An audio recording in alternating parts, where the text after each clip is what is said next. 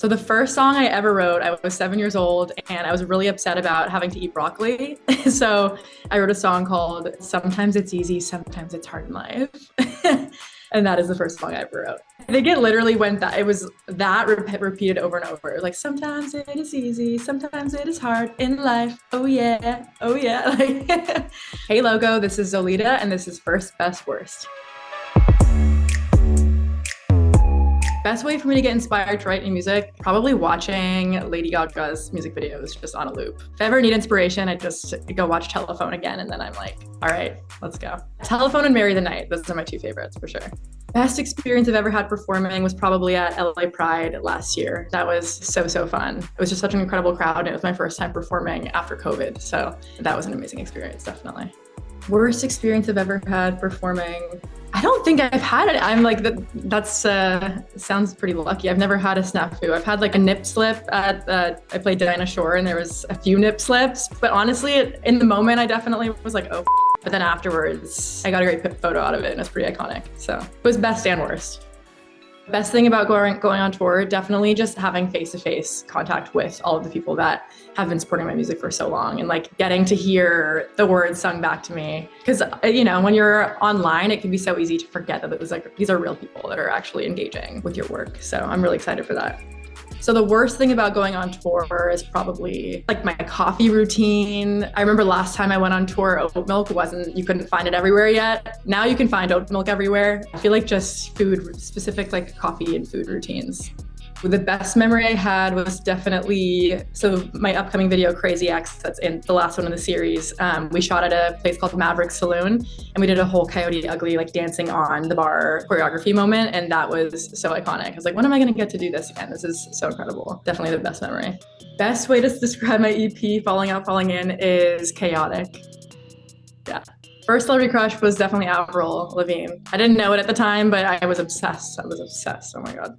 Best queer TV show. I'm gonna have to say the L Word, the original L Word. It's like, I always go back to it, tried and true. Characters are iconic, yeah. Oh my gosh, first date I ever went on after coming out. I'm sure it was from like OkCupid. I feel like that was the thing at the time. I don't even think Tinder was around yet. And I don't remember what the date was, but there was definitely a lot of OkCupid dates. Worst date I ever went on was with a girl who ended up being super Catholic Jesus lover. I did not know it at the time because she was a waitress. And I just like gave her my number because I thought she was cute, and you just don't know who somebody is outside of their uniform. And she made me listen to worship music in the car the whole way that we drove to the date. So that was probably the worst date that I ever went on. Worst topics to bring up on a first date. Maybe exes. I feel like lesbians do that a lot, but I feel like staying away from that on a first date is probably a good idea. So my worst dating app experience was probably one with Raya. I remember my last tour, there was somebody that I got a little bit catfished, and this girl showed up just like insanely drunk. One of her heels was like taped on because she was so drunk and had fallen over and like had to tape it on. Like, yeah. And she like came to my show. So that was probably my worst dating app experience. Best way to get over a breakup is to be creative, at least for me, just like going really hard on your work and feeling like a boss. Worst way to get over a breakup, I know that some people swear by this, but hooking up with people too fast, for me, I think is the worst way because it just makes me sad.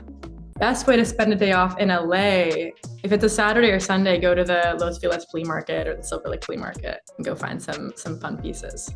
The best thing about having full creative control over my work is that I always know how it's going to be in the end. I always know how it's going to turn out, and I can't control how I'm going to be perceived, but I like control up until that very last second, like how it'll come off.